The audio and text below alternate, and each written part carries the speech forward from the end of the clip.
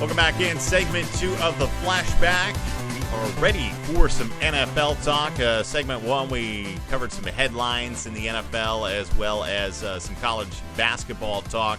Now we're going to get into the NFL, the heart of it. It is the time of the season. That's right. Time of the season. Playoffs, baby. We are getting it down to the wire. It is a championship week. The winners are heading to the Super Bowl, of course, and I just saw a headline right there. John Fox looks like he is going to be interviewing with the Chicago Bears. I'm not sure when that's supposed to take place, either today or tomorrow, probably, and we'll find out maybe if John Fox is the new head man for the Chicago Bears. All right. Meanwhile, though, teams that are still in the playoffs or even got to the playoffs, not Chicago, Colts at Patriots. It's our first one, the AFC. We'll cover that. Weather into this game doesn't look to be a factor. I thought I saw probably 42 degrees and a chance for some rain, so things are looking pretty nice out there for the weekend. Not too bad, and that shouldn't be a factor outside in Foxborough at Gillette Stadium. Week 11, these two teams met up, 42 to 20. New England trounced Indianapolis. Not too much troubles in that game as they carried it away, and New England has had a lot of success with Indianapolis over the course of the last few years. So let's just dive right into it with New England. One of the questions that always comes up every week, especially if you're from a fantasy football standpoint, is who's going to be in the backfield? Who is going to be in the backfield for the Patriots? Okay? Bill Belichick is a genius. When he was with the New York Giants, he had a plethora of running backs that he would be running through all the time. He was a D coordinator, but let me tell you that Parcells is the head coach. He would use multiple backs all the time too. Of course, he was a big fan of Dave Meggett and O.J. Anderson, Otis there. And they carried the ball the majority of the time, especially in 1990 when they won the title. But then you get the Rodney Hamptons and some other fellas in there. I think Belichick really kind of took that and carried it with him through the years, because he has been one of the forerunners when it comes to this reemergence of running back by committee. People kind of think that it's always been, one back. Well, that's not really the way it was. In the 70s and 80s, yeah, you had a lot of guys in the NFL who were every down backs. But we've learned over the time that, maybe it was smarter what Vince Lombardi was doing when he'd have three guys who were running for over, more than 600 yards a season. A couple of guys right around that 1,000-yard plateau. Maybe that's the way. It's not always the best strategy to go with one back. Sometimes look at that backfield of New England, for instance. You have LeGarrette Blount, who's a pounder and a bruiser and has some speed on him. Then you have Shane Vereen, who does an excellent job out of the backfield, has some cut moves as well, can get to the guards and possibly to the ends. And then Jonas Gray as well, who has been in the doghouse, obviously, for a long time, ever since, actually, that Indianapolis victory, 42-20 victory in Week 11. So he decides who's going to be running based on what that defense is allowing him to do and what style is going to work best. So not really a question there. And plus, he's not afraid to just abandon the running game as well. We saw that last week, throwing up 50 passes and abandoning the run in the second half. I think they just had 3 runs against Baltimore in the second half versus the 13 carries overall. And the head coaching position here, by the way, is, they're just reporting on that, Gary Kubiak, who is getting requests from the Broncos to interview with him. Anyhow, so getting back into New England, defensively, again, stout against the run, although they did raise some question marks when they played Baltimore last week. They gave up over 100 yards to Justin Forsett, so some big questions there. However, in the games against the Colts, they've been really stout against the run. And the Colts, again, they're not a team that's going to run all the time. They're not going to force the run down your throat. If it's not working there, they're going to find other options. That's one thing that they've really adjusted to over the course of the season. Only 13 yards in the regular season game in Week 11 in that 42-20 blowout with the Colts. Now, pressure on Luck. That's where New England defense is going to have some trouble. Running backs are going to be coming out of the backfield. They're going to have to put men on them to stick with the running backs and their outlets, so limit those outlets, and also, in addition to that, shutting down the wide receivers. A lot of bump and run we'll probably see in this game. Revis Island, of course, is still very effective with the bump and run. He's lost a touch on his speed, but if you can get past him on the bump and run, you're going to get some big openings. Now, that being said, getting past him is the big question mark. All right. So you look at these two teams, one sack and for no loss in their first matchup. They got to Andrew Luck one time, brought him down for nothing. And then the points off turnovers. They're going to need to capitalize on the turnover that they will get from Andrew Luck. They will get at least one interception. Historically, it looks like they're probably going to get 2 picks off of Andrew Luck, but 1 interception for sure. We'll see if they can capitalize on that and score. Now, for Indianapolis, their running attack, obviously, they've figured out the roles with the running attack. Between the 20s, they know that they rely more on using their running backs as outlets in the receiving game and the passing game, and then in the red zone, they still have a power attack that they can put together in order to power it in. Heron last week, 6-yard touchdown run off that power package. This is exactly what I was talking about in their preview versus Denver. So they may not have the numbers to say that they can run, but they actually just know how to run. They know how their team runs. They accept their abilities and maximize them. So they do have a running attack. They know they can run when they need to run. Similar in that sense with New England. They can run when they need to run. Now, defensively for Indianapolis, they are in trouble when it comes to covering tight ends. Had given up a lot of success to Jason Witten. Gave up a lot of success to another big size guy in Larry Donnell. And then against Gronk in Week 11, a touchdown and a pretty good showing. The only one that they did have success with was Demaryius Thomas for Denver, both in the regular season opener as well as in the playoff game. They had some success with Thomas, limited success. It wasn't, they didn't shut him down by any means, but they kept him out of the end zone, I believe. I don't think Thomas scored a touchdown in the 2 games, and they were able to sustain him. But they weren't able to do that against Witten. They weren't able to do that against a larger size tight end like Larry Donnell with the Giants. He got in the end zone, and they didn't do that against Gronk. So that is going to be a real problem all day long for Indianapolis, just like it's a problem for many teams that face New England. So not really a surprise. Now, neither team is able to put significant pressure on the quarterback. We discussed New England inability to put pressure on the quarterback. They stop the run, but they don't get after the quarterback necessarily. And that's why I say that they're really going to have to be spying those backs out of the backfield and limiting the outlets there. If they limit the outlets, they shut down those wide receivers, Luck's going to have nowhere to go, and they might be able to get a couple hits on him or get to him in time to stop him from throwing. Now, this is a great chance for Luck, though. It's a great chance to grow. It's his 4th game versus Belichick. He's 0-3, 2 losses in the regular season, 1 in the postseason last year. And he hasn't had much success. I think he has 5 touchdowns and 8 interceptions. But I do expect Chance to grow. I do expect Luck to grow. This is his chance to do that. I'm going to expect to see close to, if not more than, 300-yard passing game out of Luck today. Or on Sunday, I should say. Both of these games going to be played on Sunday. Hawks have the early game. New England and Indianapolis, I believe, is the late game. So what does it all boil down for me? I think we really are going to see some growth out of Luck. But however, I don't think it's going to be enough growth. So no surprises here. And New England, what is this going to be? Their 6th Super Bowl under Brady that they've made it to? Wow, what a career, man. What a career. That's a way to go out, man. And he probably has a couple more years that he wants to play. My final call, New England 30, Indianapolis 24. New England 30, Indianapolis 24. That's my final call. I think that line is sitting right about 6.5, 7. So Again, when it comes to lines, and let me just throw this out there for anybody who does bet and gamble.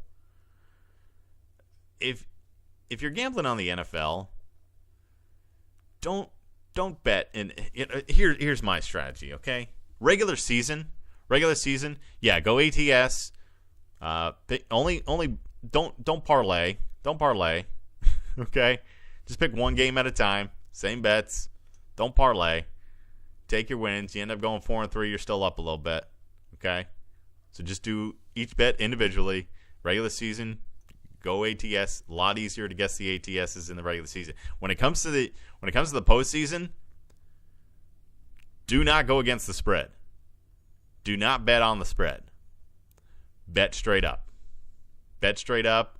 You only have 4 games. Parlay 2 of them or do something like that to make up the difference. But you don't go against the spread in the postseason when you're betting. Don't bet against the line. Just do it straight up. Regular season, bet against the line all you want.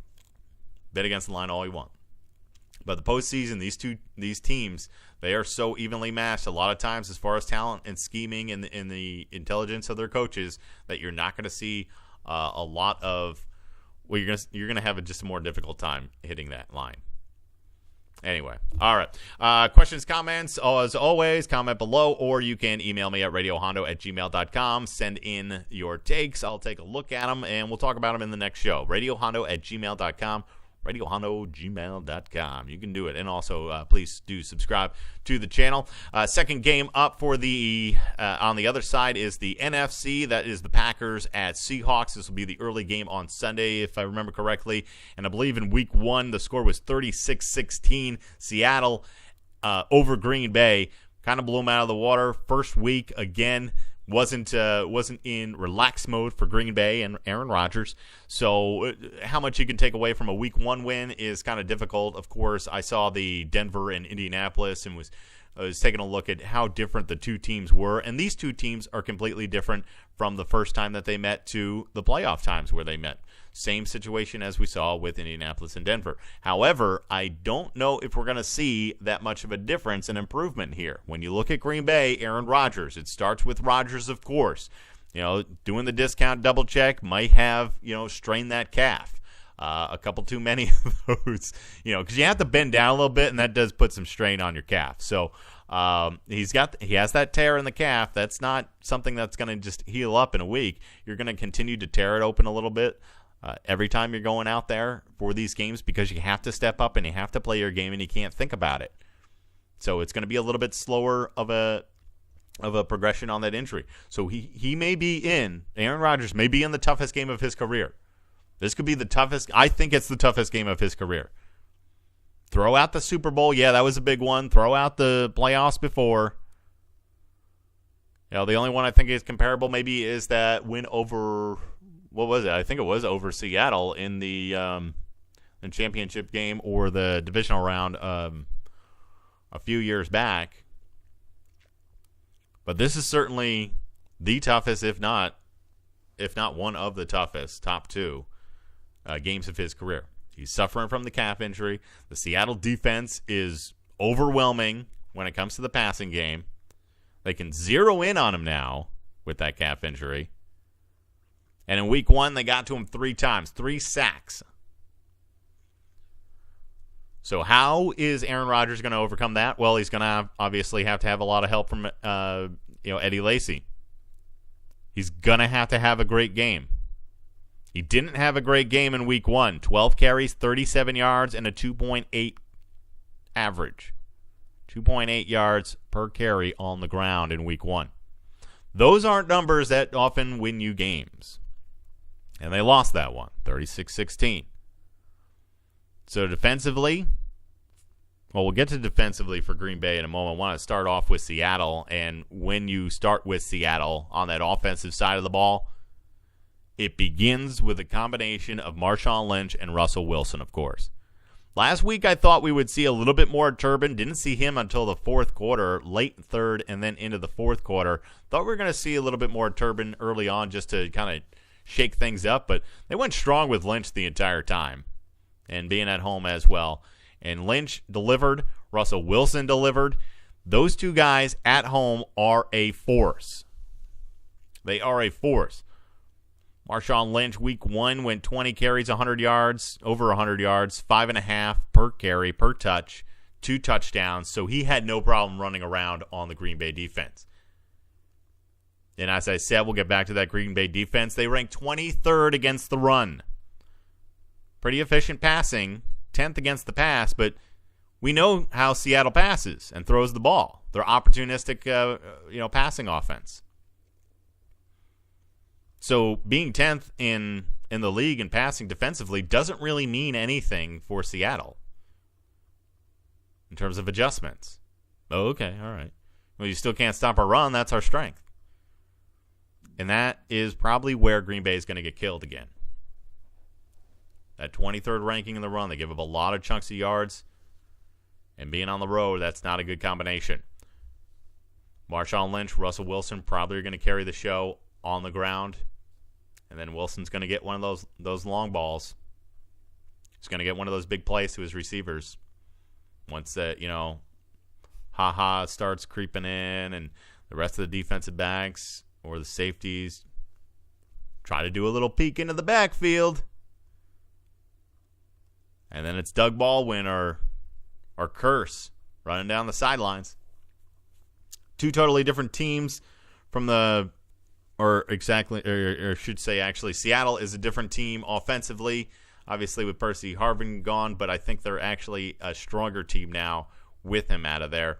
Offensively, or defensively, I should say, for Seattle, stop the run and the pass, of course. When you look back at the Carolina game, they ignored Carolina's run attack early on. And with Rodgers in the situation that he's in, they know they can kind of just isolate one guy on Lacey and then focus on the passing. So it's not setting up too well from a defensive standpoint, or going from an offensive standpoint for Green Bay, I should say, going up against that Seattle defense. Not looking very good, especially with the situation that Aaron Rodgers is in. Offensively, run and bide their time for Seattle. It's basically what it comes down to. I'll actually be surprised if I see Russell Wilson throw more than 25 times in this game. Mark it, dude. 25. I don't see him going over 25 attempts. If he does, then for some reason Seattle decided to come out with a completely different strategy. Why they would do that, I don't know. But straight up, that's the way it looks like it should work out. When you look at their history at home, what Green Bay's defensive weaknesses are, and how Seattle can exploit them, it just makes sense. Run and bide their time. Russell shouldn't have to throw too much.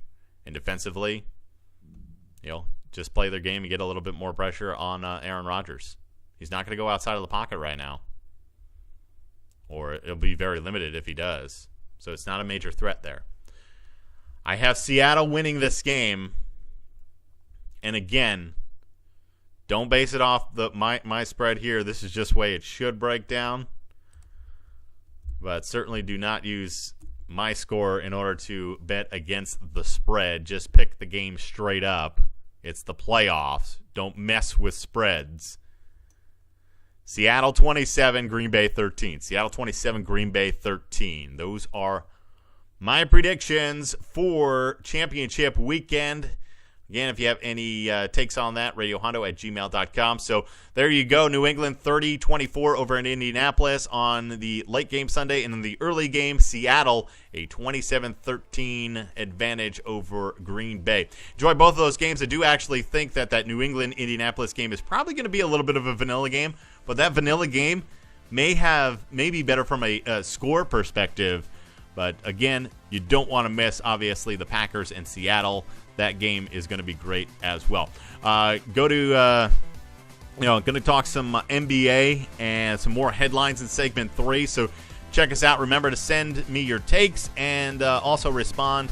I will respond to those takes on our next show, of course, as always. So get them in there. Always like to have an open discussion with all of the topics that we hit on here at the Flashback. RadioHondo@gmail.com. Thanks for listening. Please subscribe. I'm Radio Hondo, and this is the Flashback.